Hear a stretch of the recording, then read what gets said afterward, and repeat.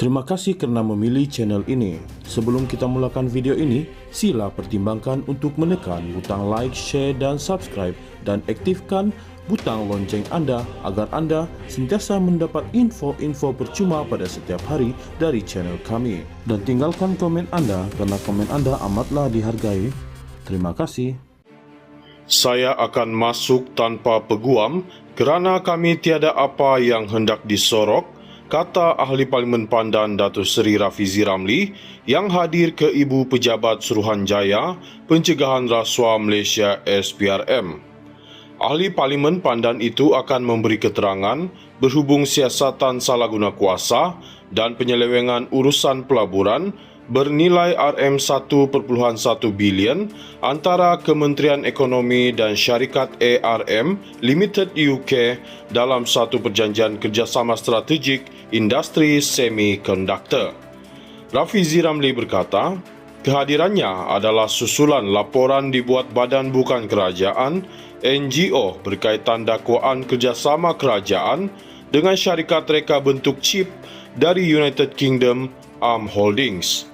Menurutnya, beliau juga akan memberi keterangan tanpa ditemani peguamnya dan akan memberi kerjasama penuh kepada pihak berkenaan berhubung siasatan itu. Hari ini saya dipanggil untuk memberi keterangan yang dimaklumkan ini ialah berhubung siasatan satu laporan yang dibuat oleh NGO mengenai kerjasama itu dan saya tiada maklumat yang lain selain daripada itu. Saya akan masuk tanpa peguam kerana kami tiada apa yang hendak disorok dan saya yakin tiada apa-apa yang memerlukan rujukan kepada peguam. Jika keputusan SPRM adalah untuk mendakwa, kami akan mempertahankan kes ini di mahkamah, katanya kepada pemberita sebelum memasuki bangunan SPRM. Terdahulu, Rafizi Ramli tiba di perkerangan Ibu Pejabat SPRM pada jam 9.31 pagi bersama kira-kira 5 peguamnya.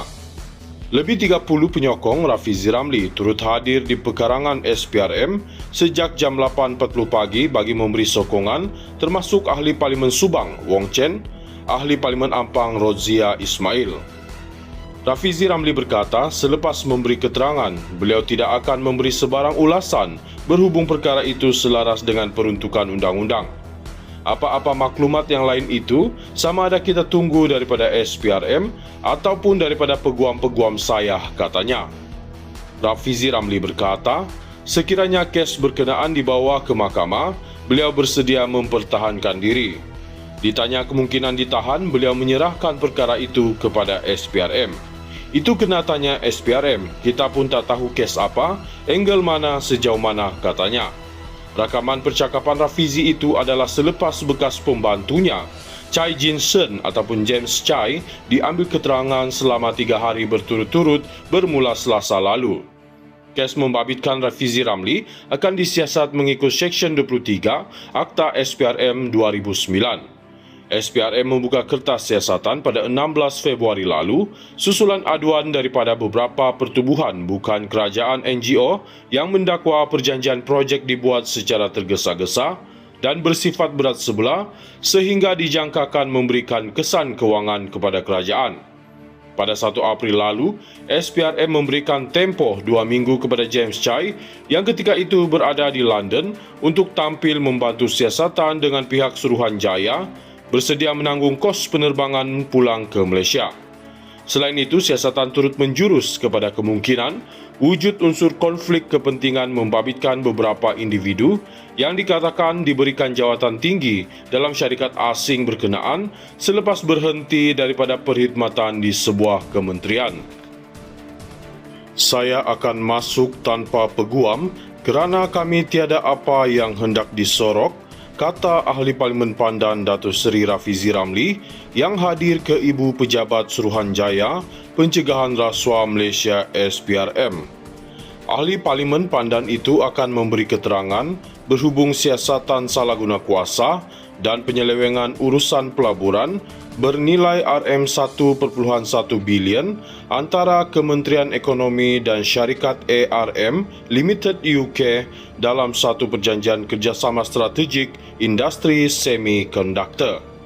Rafizi Ramli berkata, Kehadirannya adalah susulan laporan dibuat badan bukan kerajaan, NGO berkaitan dakwaan kerjasama kerajaan dengan syarikat reka bentuk chip dari United Kingdom Arm Holdings.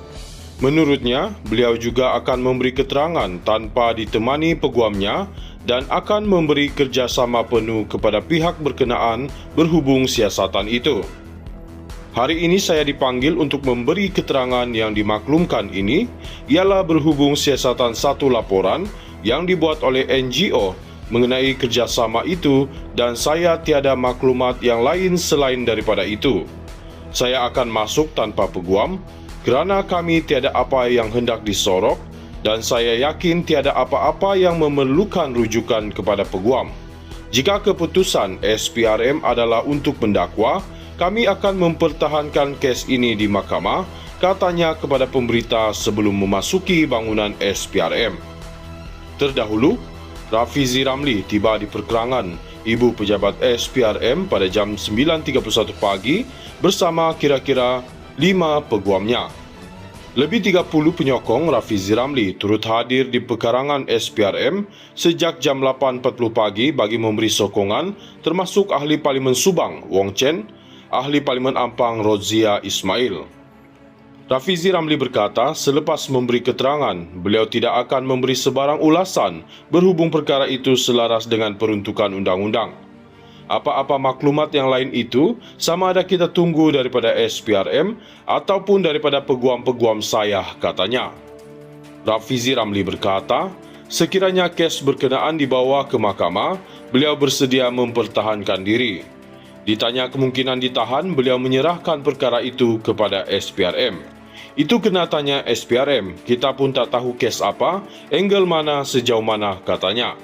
Rakaman percakapan Rafizi itu adalah selepas bekas pembantunya, Chai Jin-sen ataupun James Chai, diambil keterangan selama 3 hari berturut-turut bermula Selasa lalu.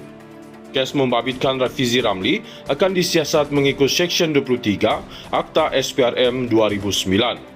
SPRM membuka kertas siasatan pada 16 Februari lalu, susulan aduan daripada beberapa pertubuhan bukan kerajaan NGO yang mendakwa perjanjian projek dibuat secara tergesa-gesa dan bersifat berat sebelah sehingga dijangkakan memberikan kesan kewangan kepada kerajaan. Pada 1 April lalu, SPRM memberikan tempoh 2 minggu kepada James Chai yang ketika itu berada di London untuk tampil membantu siasatan dengan pihak Suruhanjaya, bersedia menanggung kos penerbangan pulang ke Malaysia. Selain itu, siasatan turut menjurus kepada kemungkinan wujud unsur konflik kepentingan membabitkan beberapa individu yang dikatakan diberikan jawatan tinggi dalam syarikat asing berkenaan selepas berhenti daripada perkhidmatan di sebuah kementerian.